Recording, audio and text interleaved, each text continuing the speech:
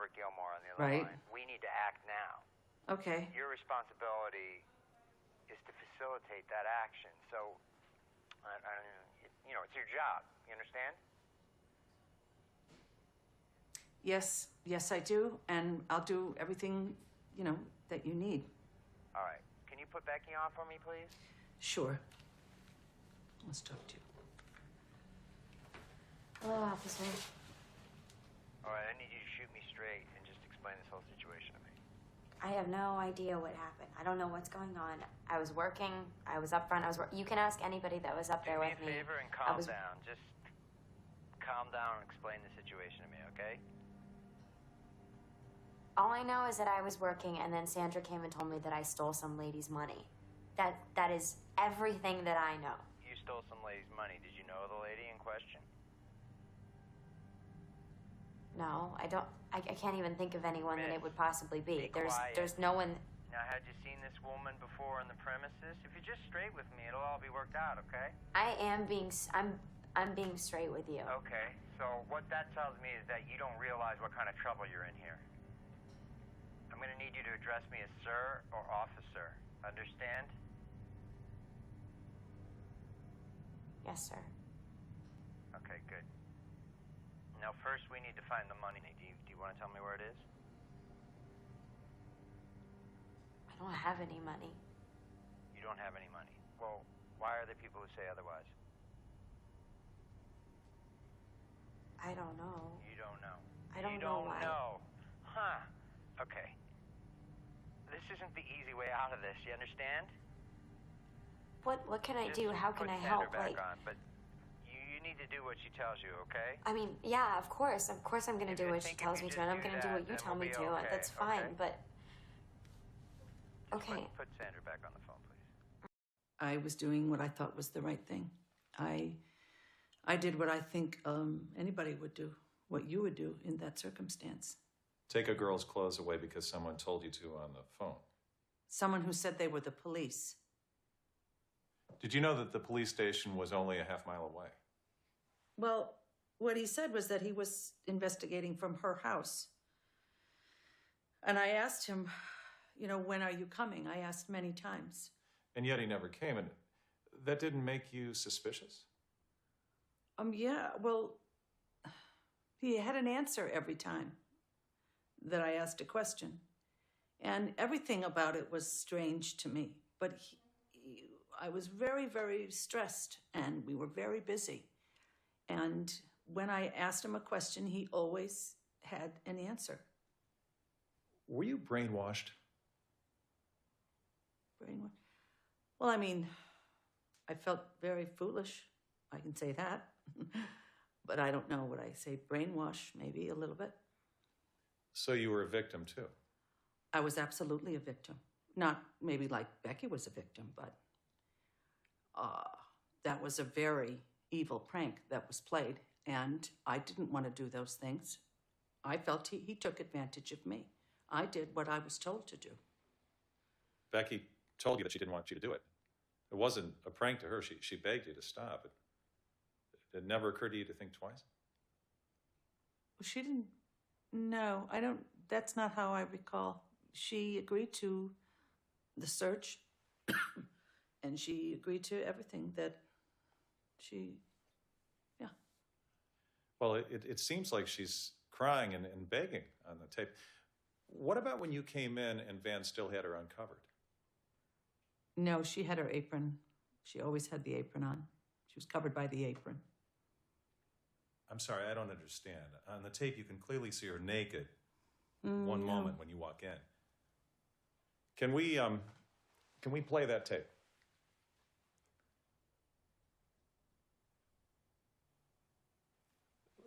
What were you thinking then? Sandra, you won't answer those kinds of questions. You aren't answering that. We won't answer that. She can't answer that question for me. No.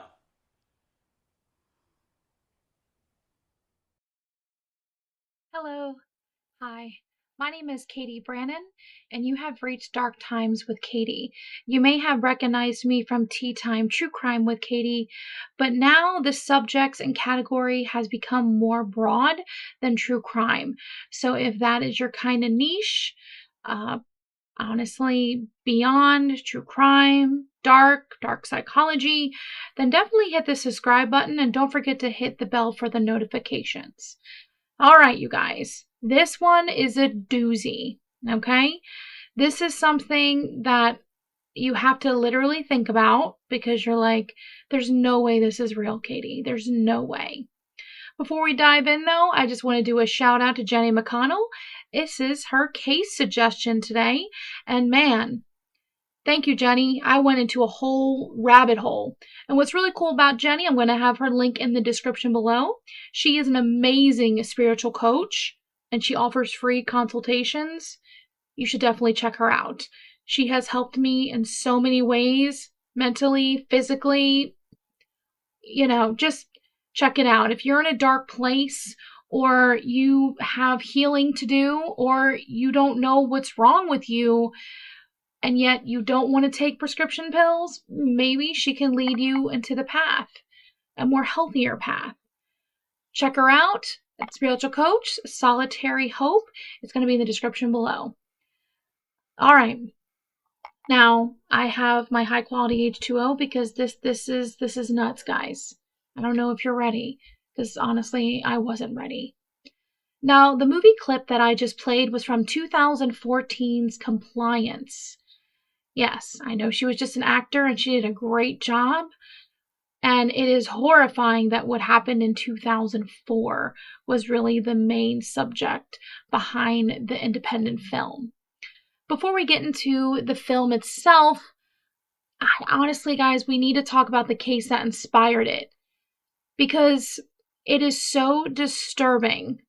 Like, it's happened not once, not twice, a lot.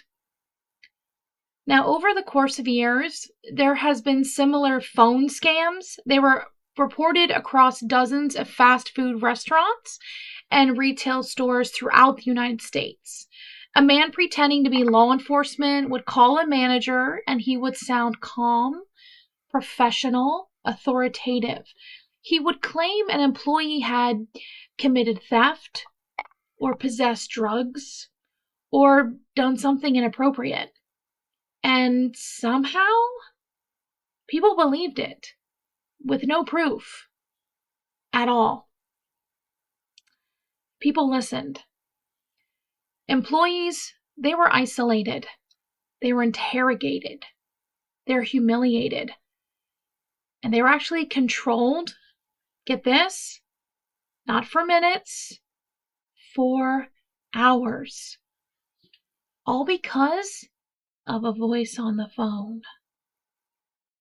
I'm not kidding, guys. This is nuts. It's real. And it's a horrible outcome. So buckle up. I hope you're ready. So when you first hear about this case, your immediate reaction is probably the same as everybody else. How could anybody fall for that?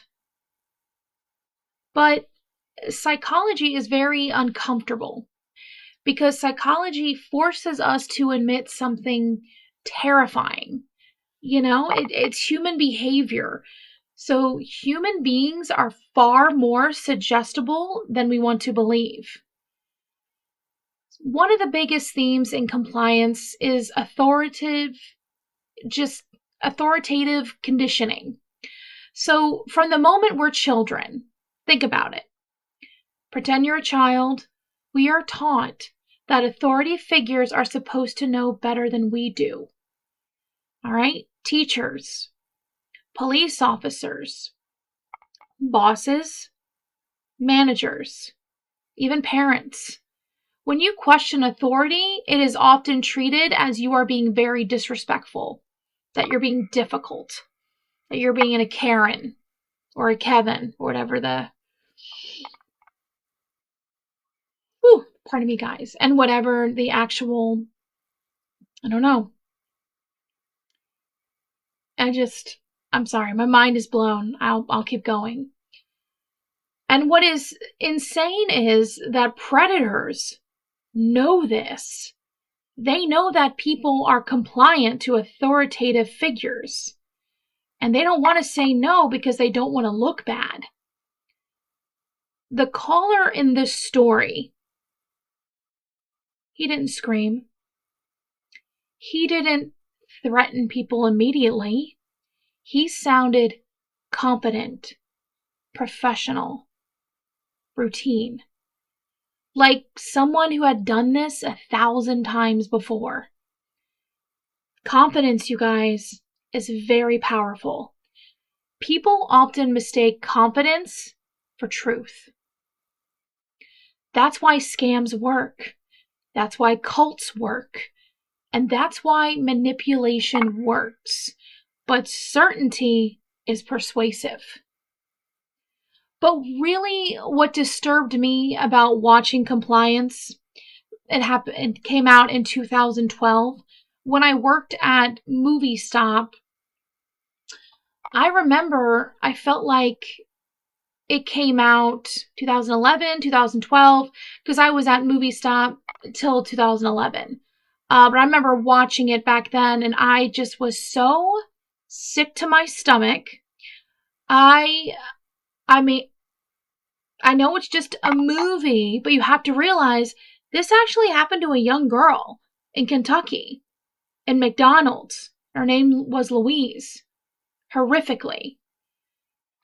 So, when you watch the movie Compliance, it doesn't just immediately start with the sexual abuse. Oh yeah, guys, I'm going there.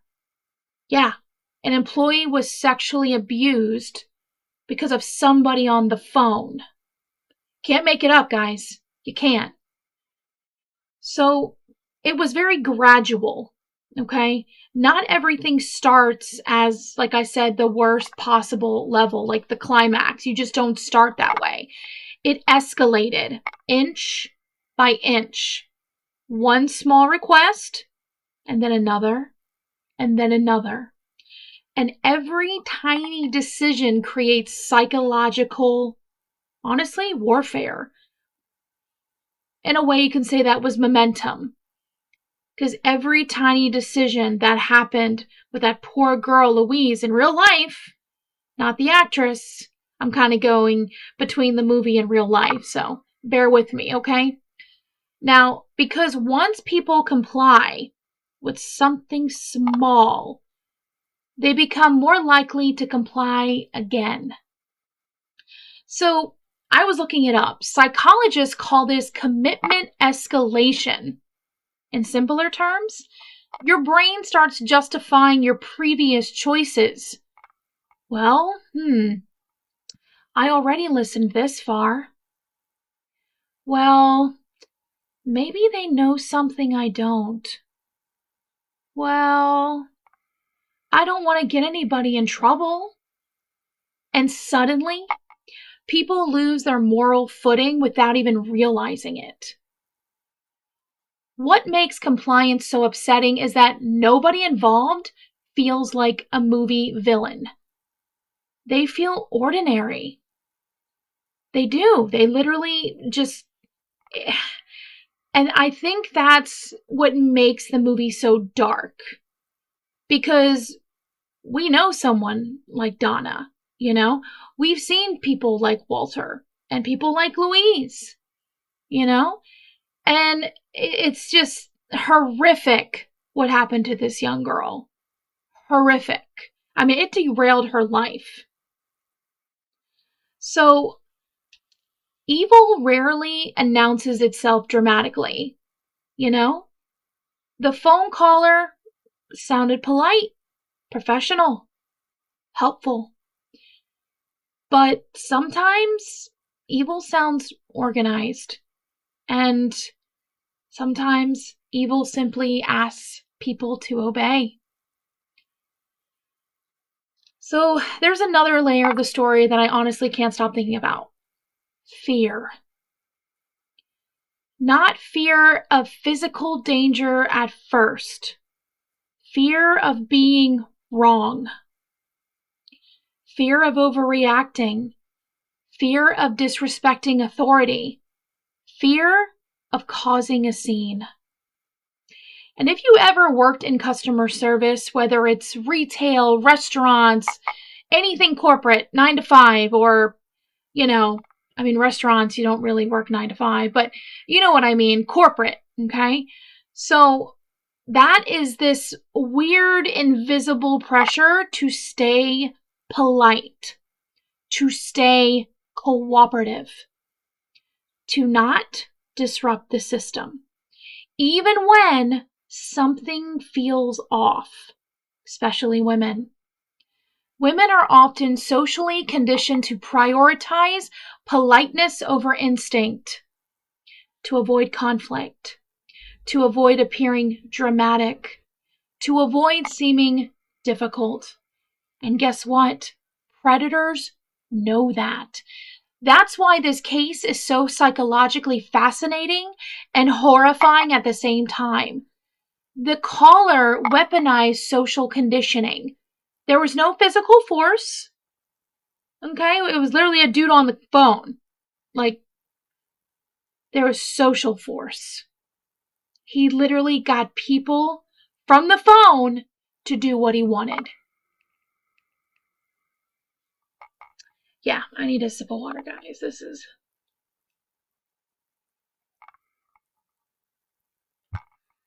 The movie Compliance really unsettled people, and it should have. Because a lot of people were to blame, because a lot of people failed Louise. The movie confronts a very terrifying possibility. Maybe most people are not immune to manipulation as they think they are. We all want to believe we'd be that one person in the room who says, "No, this is wrong, I'm hanging up." But history shows us again and again and again, human beings are heavily influenced by authority, social pressure, and group dynamics. Which brings us to one of my favorite experiments. It's my favorite because it opened my eyes about people.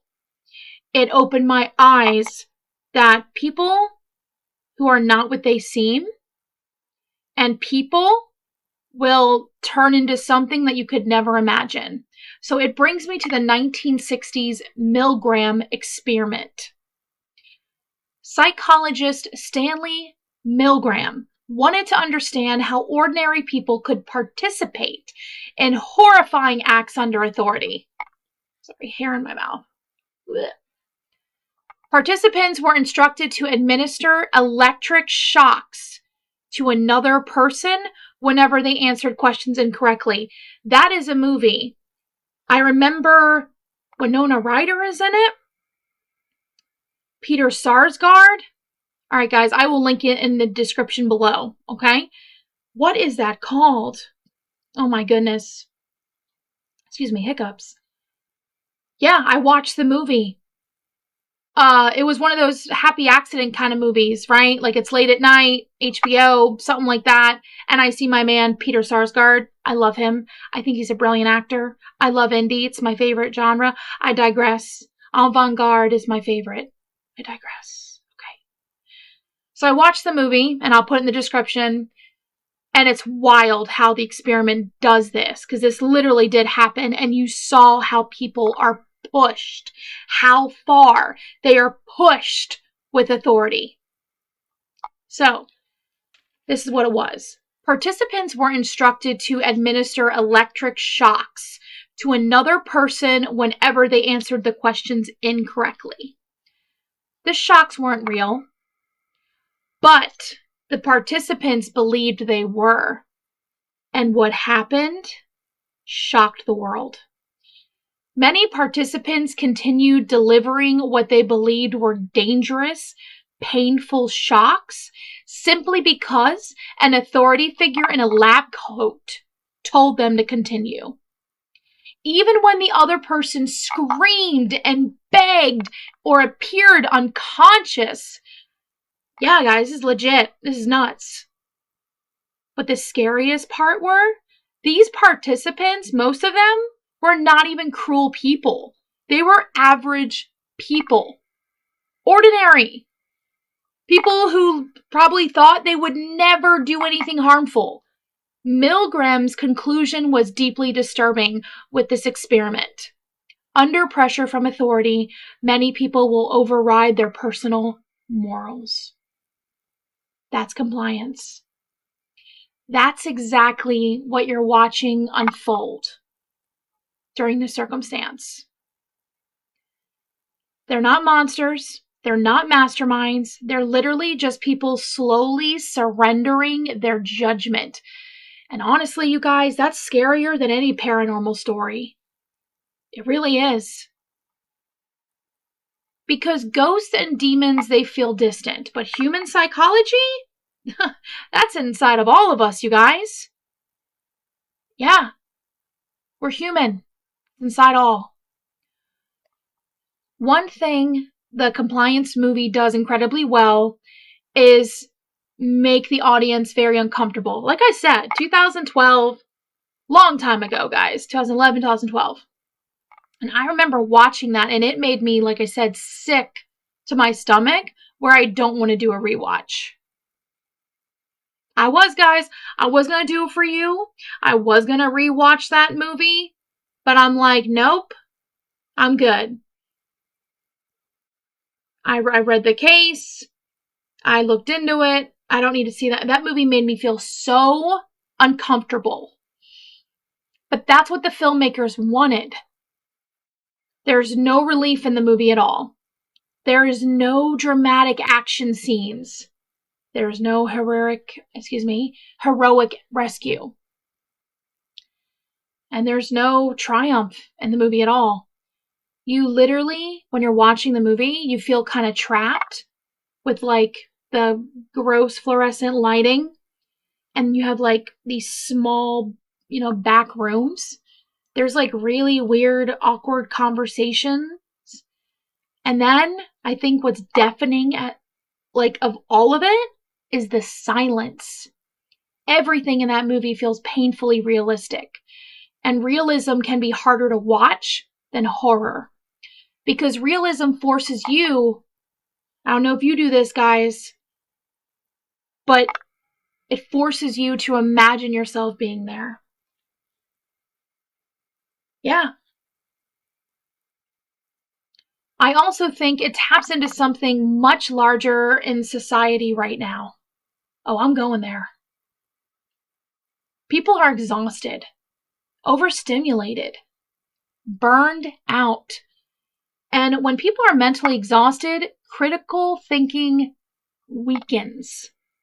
And that's true in workplaces, relationships, politics, online spaces.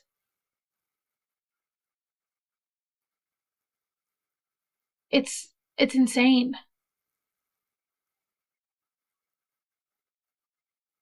Doesn't matter what you believe, if you're right, left, green, independent, it doesn't matter. The burnout, the actual, people just not standing up for one another. The compliance. Do this. Do that.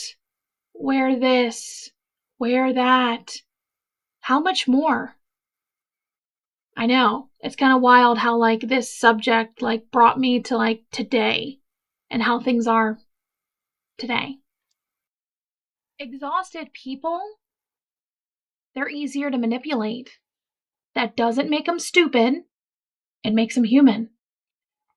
There's another reason I think this story and the movie Compliance keeps haunting people years later. Because it reminds us how vulnerable human beings really are. Now, let's talk about this horrible caller for a moment. One of the most chilling aspects of the case is how ordinary the manipulation sounds.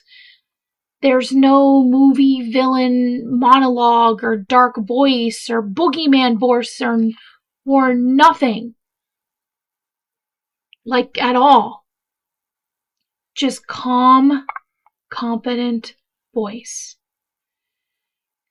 Now, that's something scammers understand incredibly well. The calmer someone sounds, the more believable they appear. Confidence creates perceived authority, and authority creates compliance. That's why social engineering scams are so successful. People think manipulation is aggressive, right? You can see it. It's just like hardcore manipulation, right? But often manipulation is organized. Sounds organized. It's professional. It's patient. Even helpful.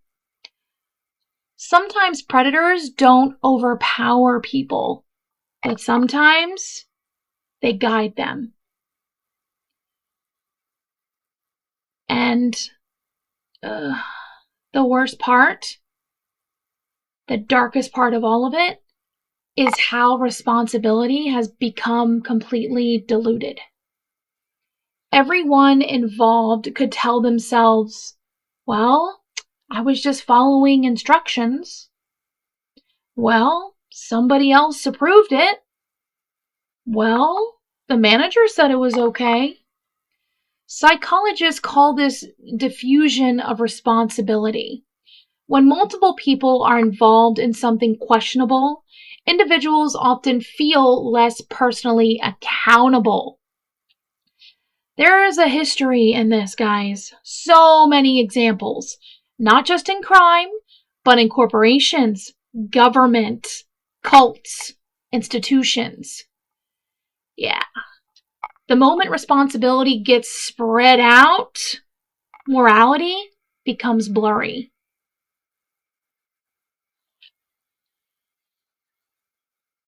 And you're probably wondering, in the beginning I told you that Compliance was not a happy movie. There is no relief. There's no oh, they got the bastard. Yeah! No. The end of the movie feels so emotionally heavy. Not because of the shocking twists, not because there's no satisfying explanation, why would anyone put this young girl, 18 by the way, barely legal, why would someone get to the point of saying strip down naked, perform oral sex, get spanked really hard where you have welts on your body? I'm not kidding, guys. Yes, that's how far compliance can be pushed. There's no neat answer.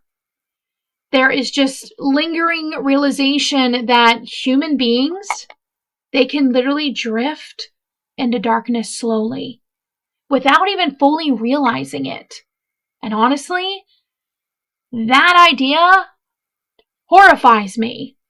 I always think about when I'm out with friends or just in social gatherings, what would happen if something happened, there was a fight or someone from the past was brought up or a rumor was brought up and it was totally false.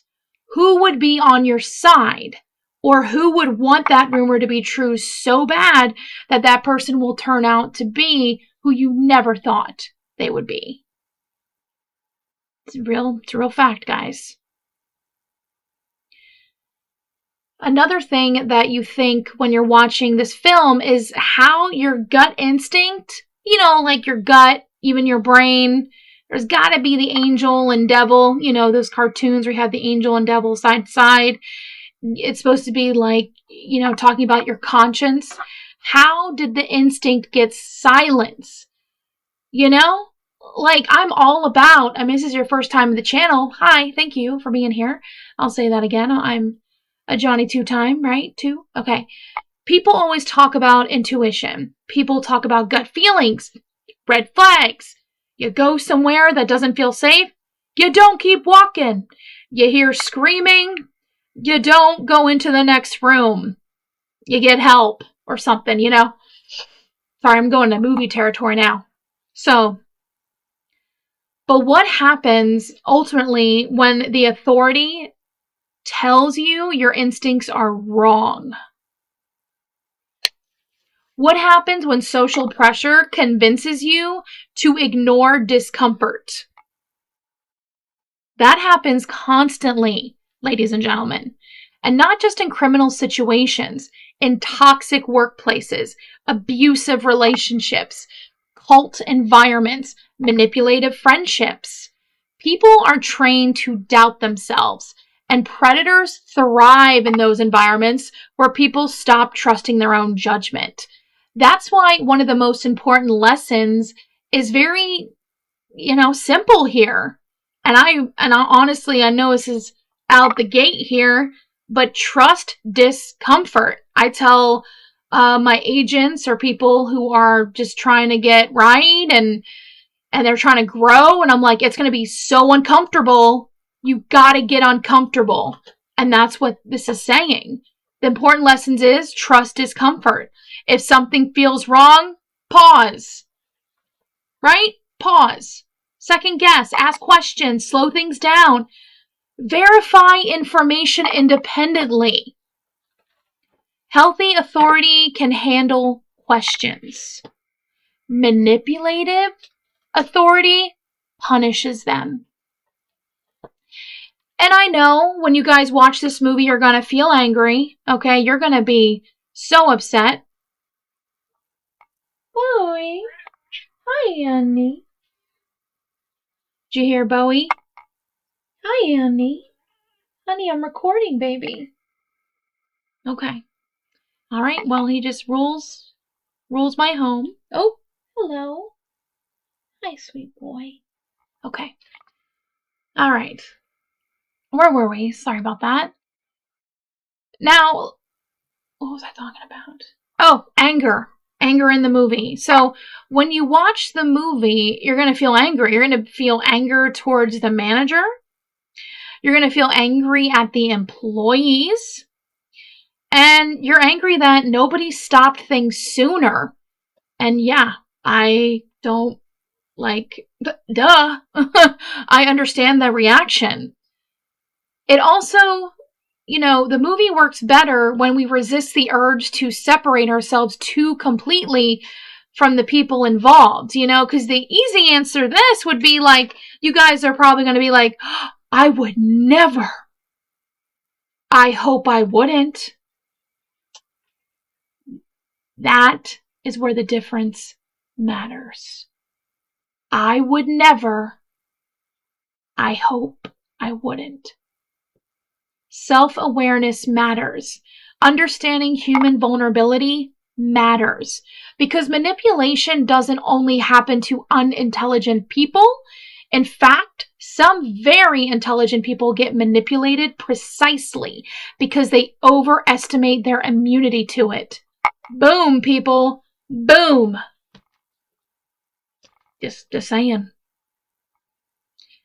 There's also something deeply tragic about how desperately people want approval from authority figures. Yeah. I always thought that was a problem, you guys. I was never like that. I was never into peer pressure. I will glad say that. The people that were in the woods back in the day, oh yeah. I'll go to story time since you guys are here. You deserve a little treat. Okay? There was a situation, because I went to a middle school, high school that was together, and there were some woods back of the school. And there were a few girls, me included, and I think a few guys. I can't remember the numbers, but I do remember what happened. The guys brought whipped cream, and they were lifting the girls' shirts, spraying it on their stomach, and licking it off.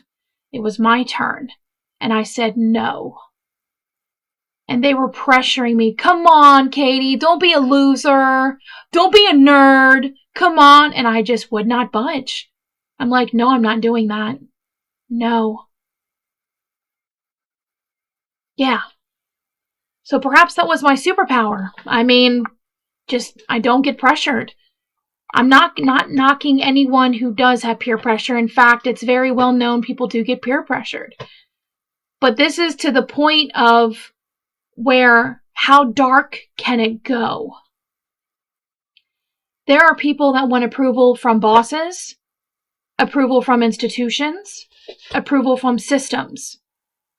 Many people are terrified of disappointing authority because why? They fear consequences. They fear losing their job, being judged, getting in trouble, or being embarrassed.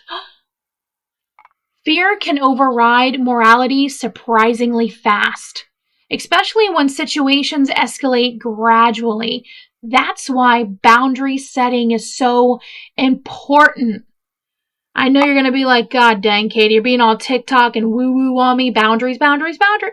It's very important. Very.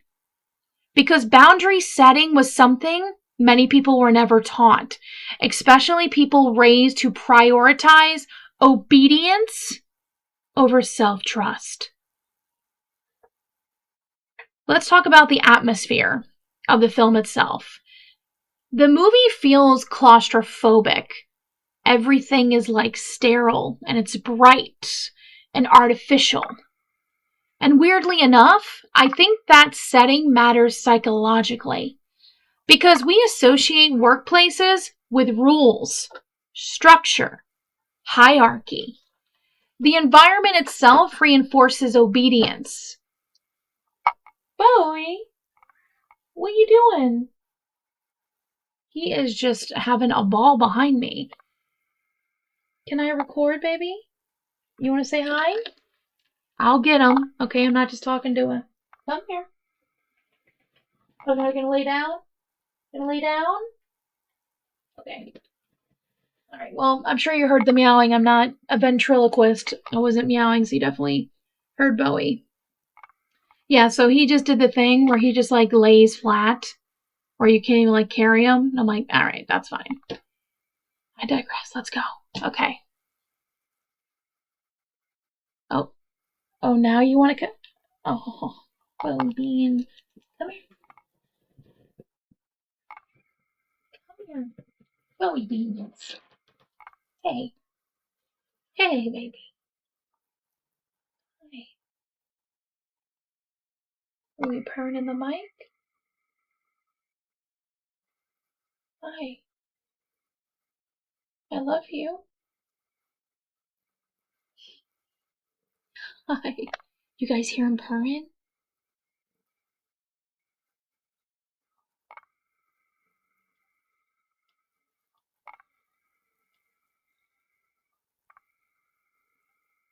I'll let you down, okay?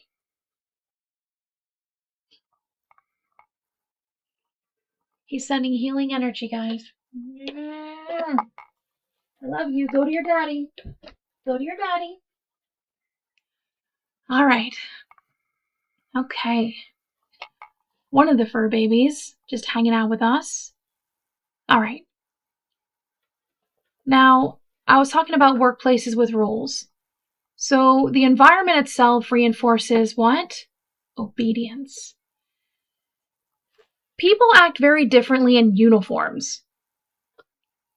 I'm kind of wearing one right now. I just thought it was, it's not really uniform. It just looks, it's a really cute dress, but it reminded me of some kind of uniform. Doesn't it look like some kind of uniform? I just thought it was very relevant to today's case. Talk about. Okay, sorry. ADD, guys. Woo, squirrel. Okay.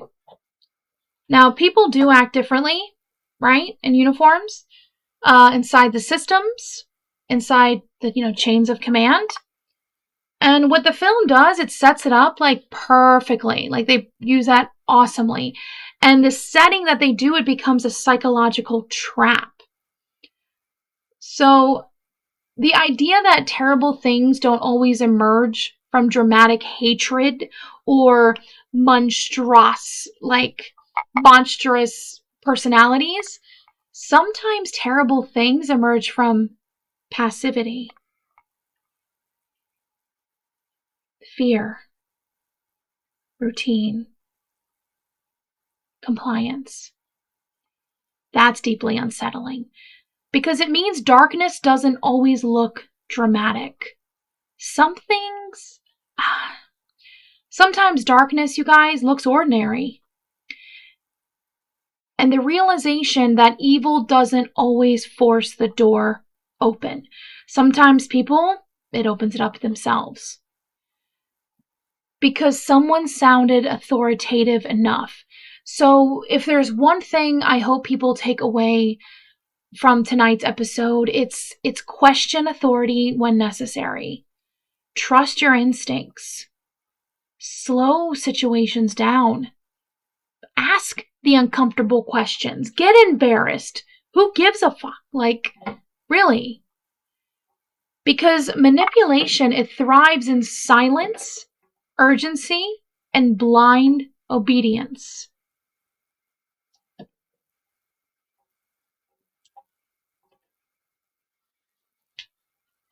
Bowie?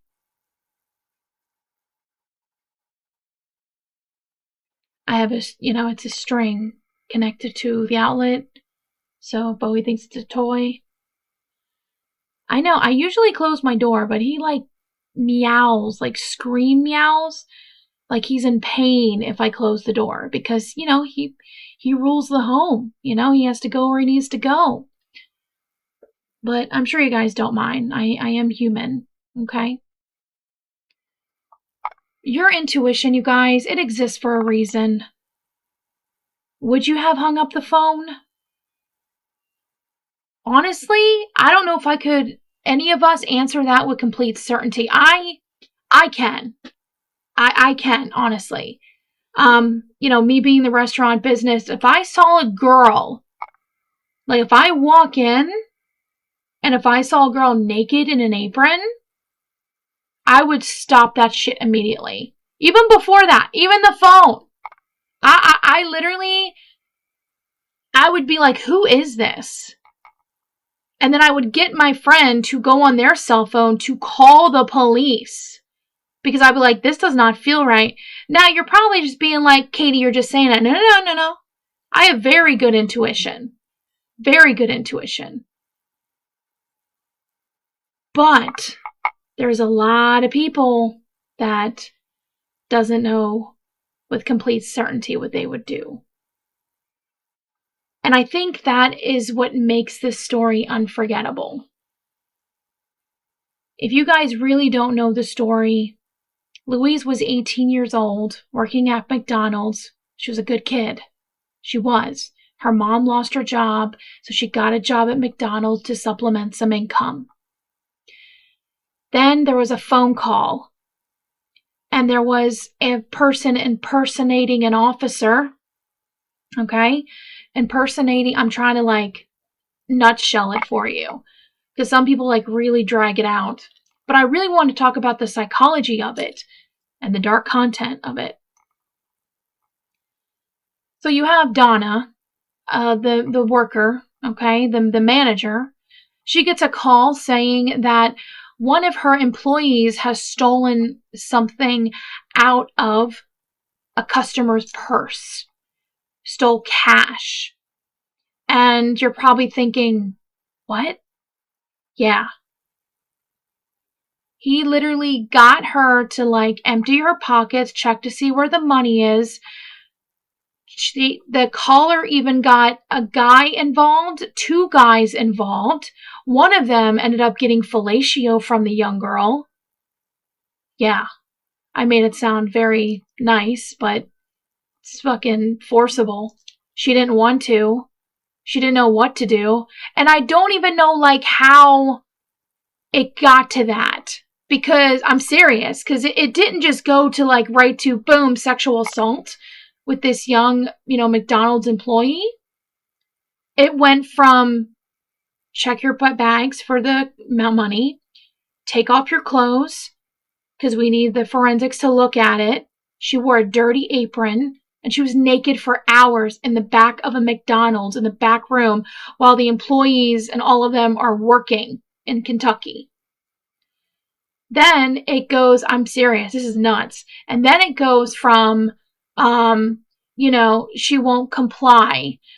So the authoritative police officer apparently makes that guy Walter, which is the girl's fiance, Donna's fiance, because the police officer on the call tells her to get someone else involved to babysit Louise.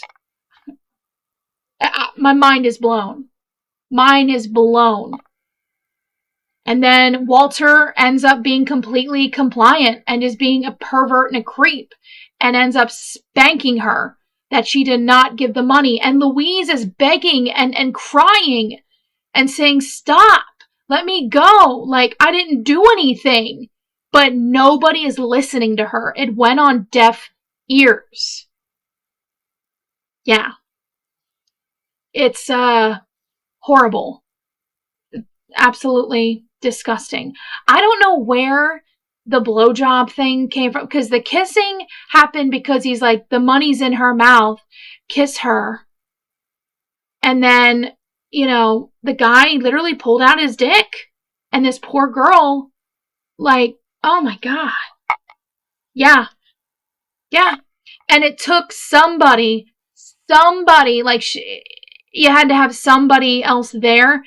And there was another witness. He walked in the back office because, again, Donna was supposed to have someone babysit her because, after Walter got blown, he's like, oh, wait, this is not good.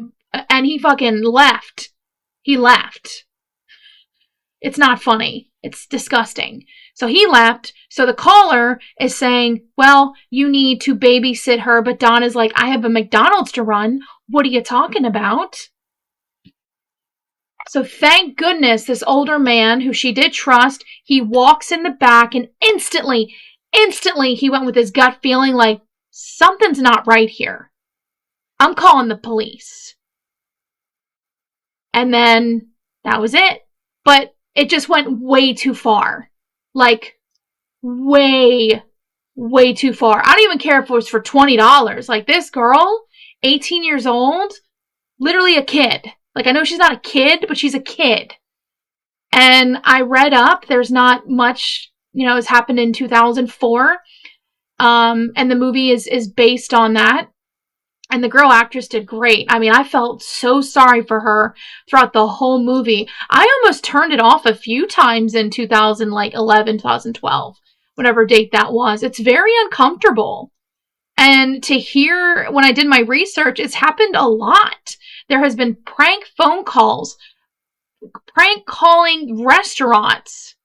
Yeah, Burger King, McDonald's.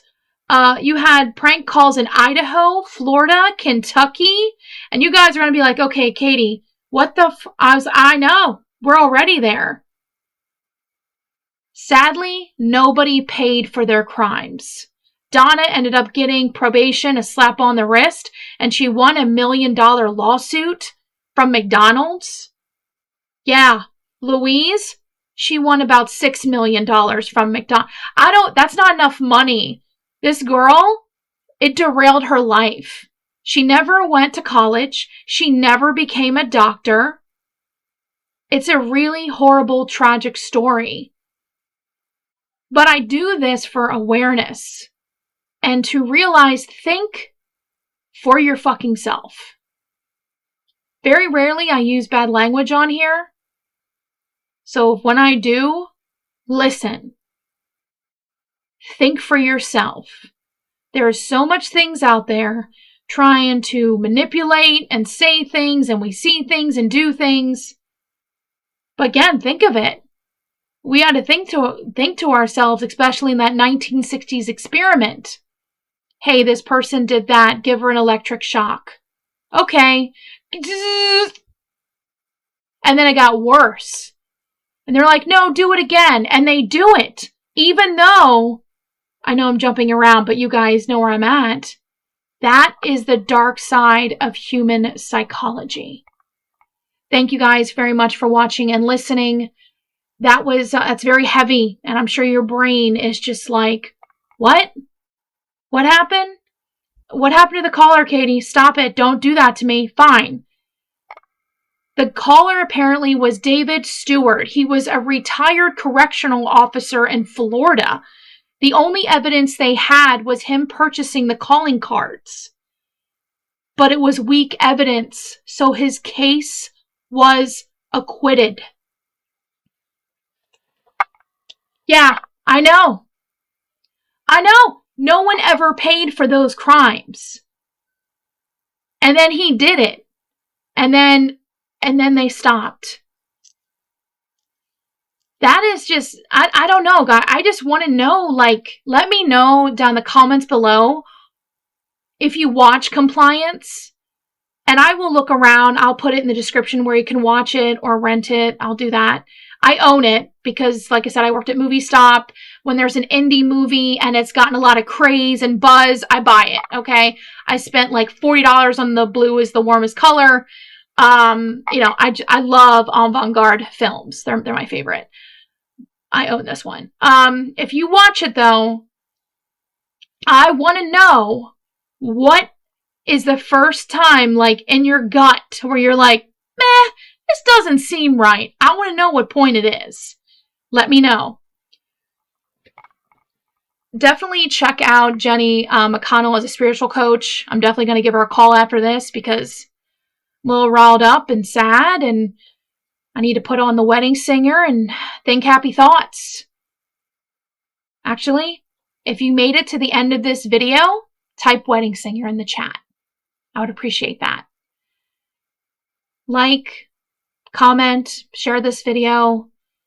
As I always say, guys, you are loved, you are cherished, and remember, you are doing better than you think. Bye, guys.